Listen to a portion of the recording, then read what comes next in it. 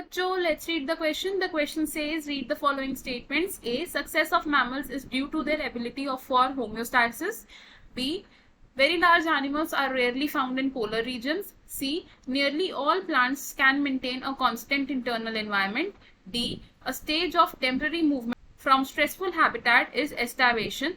The incorrect statements are, तो question में हमें बोला है कि हमें इन स्टेटमेंट्स को रीड करना है एंड हमें बताना है कि कितनी स्टेटमेंट्स जो हैं वो इनकरेक्ट है इन चारों में से। तो हमारी फर्स्ट स्टेटमेंट क्या कह रही है कि जो मैमल्स हैं उनकी सक्सेस किसकी वजह से है, due to the ability of homeostasis.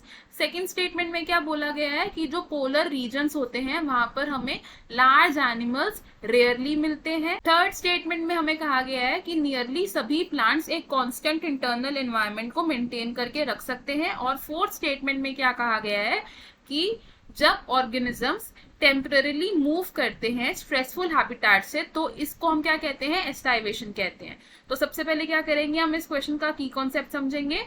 तो इस क्वेश्चन में हमारा की कॉन्सेप्ट होगा response to abiotic stresses. Response to abiotic stresses. Response to abiotic stresses यानी कि जब ऑर्गेनिजम्स की अनफेवरेबल कंडीशंस आती है, यानी कि जब उन पर कोई एबायोटिक स्ट्रेस आता है, जैसे कि टेम्परेचर डिफरेंस आता है या क्लाइमेटिक कंडीशंस ऐसी कोई आ जाती हैं जिससे कि ऑर्गेनिजम्स की अनफेवरेबल कंडीशंस डेवलप हो जाती है, तो उस टाइम पर ऑर्गेनिजम्स किस तरीके से रिस्पॉन्ड करते हैं। तो एबायोटिक स्ट्रेसेस किसकी वजह से आ सकते हैं, टेम्परेचर चेंजेस। तो टेम्परेचर चेंज आने की वजह से अलग अलग ऑर्गेनिजम्स क्या करते हैं, अलग अलग तरीके से रिस्पॉन्ड कर सकते हैं। तो मैमल्स क्या करते हैं, सबसे पहले मैमल्स क्या करते हैं, मैमल्स अपना बॉडी टेम्परेचर कॉन्स्टेंटली मेंटेन कर सकते हैं, यानी कि they have the ability to maintain constant body temperature. और इस एबिलिटी को हम क्या कहते हैं, इसे हम कहते हैं होम्योस्टासिस। होम्योस्टासिस यानी कि जो मैमल्स होते हैं वो होम्योस्टासिस कर सकते हैं।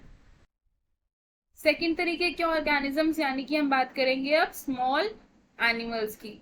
अब ये जो स्मॉल एनिमल्स हैं, स्मॉल एनिमल्स हमें पोलर रीजन्स में नहीं मिलते commonly, not found commonly in polar regions। जैसे पोलर रीजन्स में हमें कैसे एनिमल्स मिलते हैं, बड़े बड़े एनिमल्स मिलते हैं जैसे कि पोलर बियर। स्मॉल एनिमल्स नहीं मिलते हैं। इसका रीजन क्या होता है कि जो स्मॉल एनिमल्स होते हैं इनका बॉडी का सरफेस एरिया ज्यादा होता है, हैव लार्ज सरफेस एरिया। अब इनका क्योंकि सरफेस एरिया ज्यादा होता है इन रिलेशन टू वॉल्यूम, तो सरफेस एरिया ज्यादा होने की वजह से क्या हो सकता है कि ये जो छोटे छोटे एनिमल्स हैं इनकी बॉडी की सारी हीट लॉस हो सकती है। Body heat can be lost. अब बॉडी हीट लॉस्ट हो जाएगी तो ये छोटे एनिमल्स ठंडे रीजन्स में यानी कि पोलर रीजन्स में सर्वाइव नहीं कर पाएंगे, can not survive in polar regions।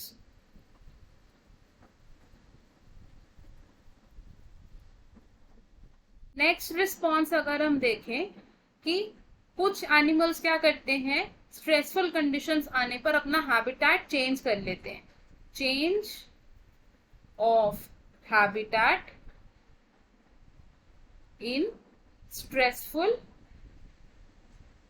Conditions, stressful conditions या फिर अनफेवरेबल कंडीशंस। तो इस रिस्पॉन्स को हम क्या कहते हैं, माइग्रेशन।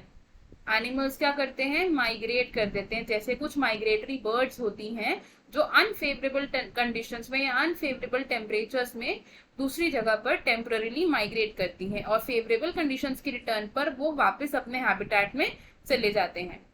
थर्मोरेगुलेशन क्या होता है अगर हम देखें तो, थर्मो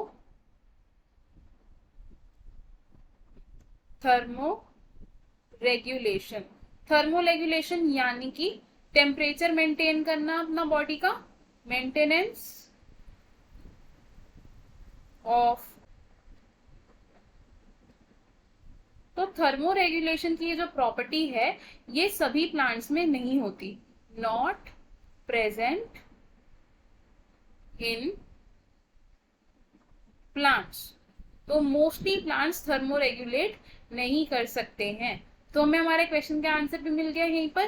क्वेश्चन में हमें बोला था कि कितनी स्टेटमेंट्स रॉन्ग है इन चारों में से, तो हमारा आंसर क्या होगा, ऑप्शन 2 यानी कि 3 स्टेटमेंट्स। और वो 3 स्टेटमेंट्स कौन कौन सी है, स्टेटमेंट बी यानी कि very large animals are rarely found polar regions, जबकि पोलर रीजन्स में हमें लार्ज एनिमल्स ही मिलते हैं।